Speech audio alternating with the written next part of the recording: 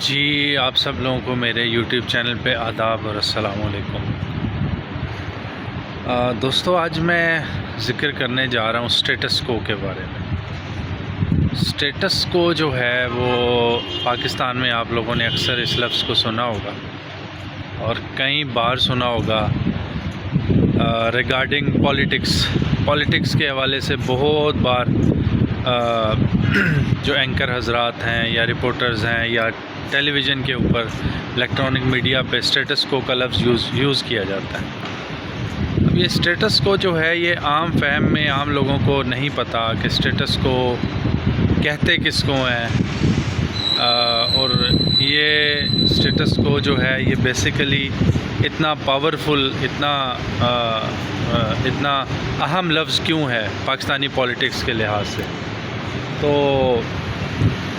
اس کو آپ یوں سمجھ لیں کہ اسٹیٹس کو جو ہے یہ ایک ٹرم یوز کی جاتی ہے، جیسے آپ کی پراپرٹی ہے، وہ پراپرٹی جو ہے وہ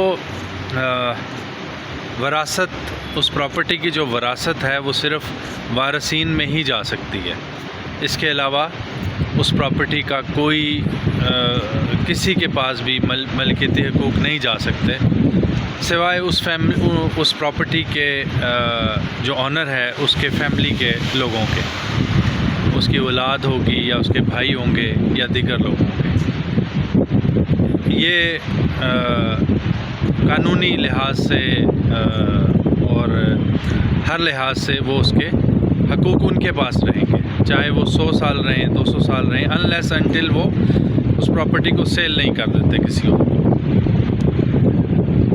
اب کوئی اور تیسرا بندہ اس خاندان کے بیچ میں آ جائے اور آ کے یہ کلیم کرے کہ یہ پراپرٹی میری ہے، اور وہ قانونی لحاظ سے بھی کوشش کرے، کیس کرے، فائل کرے کیس کو، اور جا کے کہے کہ یہ پراپرٹی میری ہے، تو وہ جو خاندان ہوگا جس کی وہ وراثت ہوگی، پراپرٹی ملکیت ہوگی، وہ کبھی بھی وہ وراثت کسی بھی صورت میں چاہے کچھ ہو جائے، وہ نہ تو قانون اجازت دے گا کہ وہ پراپرٹی وہ دوسرے لے جائیں، نہ ہی وہ لوگ اجازت دیں گے کہ ہماری پراپرٹی کے اوپر کوئی اور آ کے قبضہ کر لے یا کوئی اور کسی اور طریقے سے اس کو لے جائے۔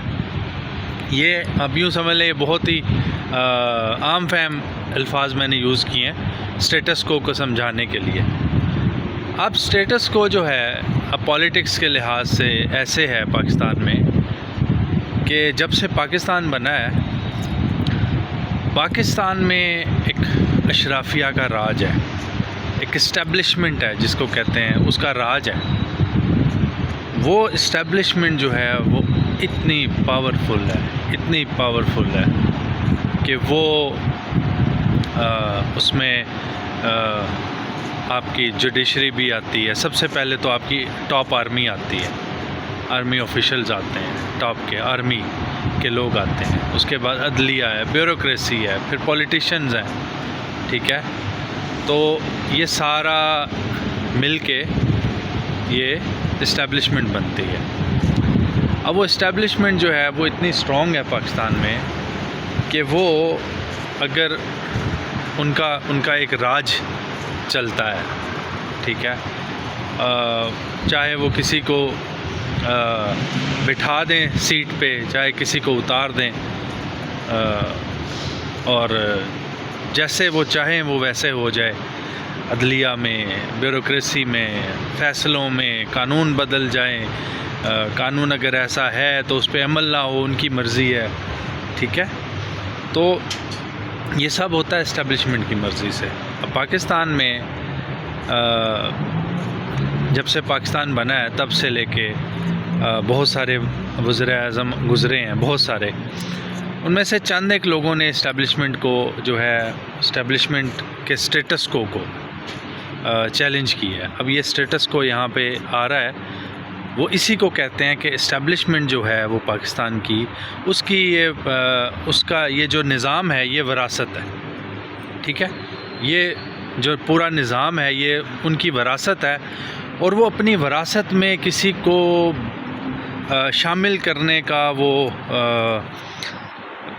کسی کو بھی وہ اپنی وراثت میں شمولیت کی اجازت نہیں دیتے کسی بھی صورت، چاہے ان کو کچھ بھی کرنا پڑے. ہم نے ماضی میں بہت سارا دیکھا بھی، ہم نے پڑھا بھی کتابوں میں، اپنے بڑوں سے بھی سنا، اور ابھی ریسنٹ پاسٹ میں ہم نے دیکھا، اپنی آنکھوں سے دیکھا، اس پوری جنریشن نے دیکھا جو کچھ ہوا پاکستان میں عمران خان کے ساتھ. جو ماضی میں ہم نے دیکھا وہ لیاقت علی خان، ہمارے جو فرسٹ پرائم منسٹر تھے پاکستان کے، ان کو مار دیا گیا. اب یہ مبینہ طور پہ ہم نہیں جانتے کس کا کام ہے، لیکن ان کو کون مار سکتا ہے. اس کے بعد ذوالفقار علی بھٹو، انہوں نے اسٹیبلشمنٹ کو چیلنج کیا تھا، اسٹیبلشمنٹ کے سٹیٹس کو چیلنج کیا تھا. ٹھیک ہے، تو وہ بھی مار دیے گئے. اور اب تو برملا جوڈیشری میں کہا جاتا ہے، سول سوسائٹی ہے اس میں کہا جاتا ہے کہ جو ذوالفقار علی بھٹو ہیں ان کا جو وہ مرڈر تھا وہ جوڈیشل مرڈر تھا. ٹھیک ہے، تو یہ اس کے بعد ذوالفقار علی بھٹو کے بعد بے نظیر نے کافی حد تک، محترمہ بے نظیر بھٹو شہید نے کافی حد تک چیلنج کیا اسٹیبلشمنٹ کو. ٹھیک ہے، پھر آپ بھی جانتے ہیں، ہم بھی جانتے ہیں کیا ہوا. پھر ریسنٹ پاسٹ میں ابھی ہمارے پرائم منسٹر گزرے ہیں عمران خان، انہوں نے چیلنج کیا اسٹیبلشمنٹ کو. انہوں نے چیلنج کیا جب، تو ان کے ساتھ اسٹیبلشمنٹ نے کیا کیا یہ آپ سب جانتے ہیں. یعنی آئین اور قانون، یہ دونوں جو ہیں، آئین بھی توڑا گیا، قانون بھی توڑ دیے گئے. کوئی پوچھنے والا نہیں، کوئی کہنے والا نہیں، کوئی جواب لینے والا نہیں، کوئی سوال پوچھنے والا نہیں. آئین بھی توڑا گیا، قانون بھی توڑے گئے. اگر آئین میں لکھا تھا کہ جی آپ اسمبلی ڈیزالو کریں گے تو اتنے دن کے اندر الیکشن ہونے ہیں، یہ آئینی شک ہے، نہیں ہوئے، تو وہ آئین ٹوٹا. ایک بار نہیں، کئی بار ٹوٹا، بار ٹوٹا. تو صرف کیا وجہ بنی کہ اسٹیبلشمنٹ کو عمران خان پسند نہیں آیا اور اس کو اٹھا کے باہر کر دیا.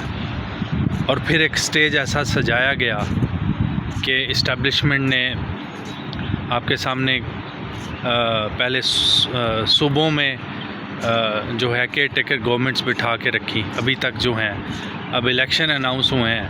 تو اب دیکھیں، اب سٹیج ایک سجایا گیا اسٹیبلشمنٹ کی مرضی سے کہ ایک پولیٹیشین جو ہیں وہ سزا یافتہ ہیں عدالتوں سے، اور وہ پہلے 4 سال تک وہ ایک اسٹامپ پیپر کے اوپر وہ باہر جاتے ہیں لندن میں.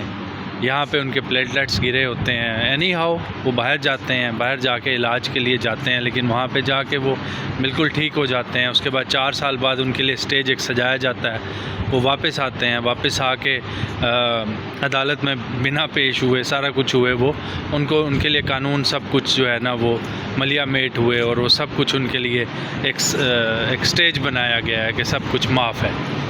اینی ہاؤ یہ جو ہے یہ سب ہماری آنکھوں کے سامنے ہو رہا ہے. میرا اس ویڈیو میں آپ لوگوں کو یہی بتانے کا مقصد ہے کہ یہ سٹیٹس کو جو ہے، یہ سٹیٹس کو بیسیکلی اس کو کہتے ہیں کہ آپ کی کوئی بھی ایک نظام ہو، یہ ایک آپ کی وراثت ہوتی ہے. ان دی ٹرمز آف پولیٹکس یہ ایک نظام ہے، یہ آپ کی وراثت ہے. آپ اس میں کسی کو حصے دار نہیں بناتے، چاہے آپ کو کسی کو مارنا پڑے، چاہے آپ کی جان چلی جائے. اب دو ہی چیزیں ہوتی ہیں. تو ظاہر ہے اس نظام میں بیٹھے ہوئے لوگ وہ ایک نہیں ہیں، وہ ایک پورا نظام ہے. ان کی موت تو اتنی جلدی ممکن نہیں ہے، تو دوسروں کی موت ممکن ہے. وہ چاہے کوئی شخص ہو، چاہے وہ کوئی نظریہ ہو، کچھ بھی ہو، with the passage of time جو ہے وہ اس کی موت ممکن ہے. اس نظام کی موت ابھی ممکن نظر نہیں آتی. اس کو کہتے ہیں سٹیٹس کو. تو امید کرتا ہوں آپ لوگوں کو میری یہ ویڈیو بہت پسند آئی ہوگی، اور میرے چینل کو سبسکرائب کیجیے گا، جس سے میری کافی ہیلپ ہو جائے گی، اور دعاؤں میں یاد رکھیے گا۔ آپ سب لوگوں کا بہت بہت شکریہ۔ السلام علیکم۔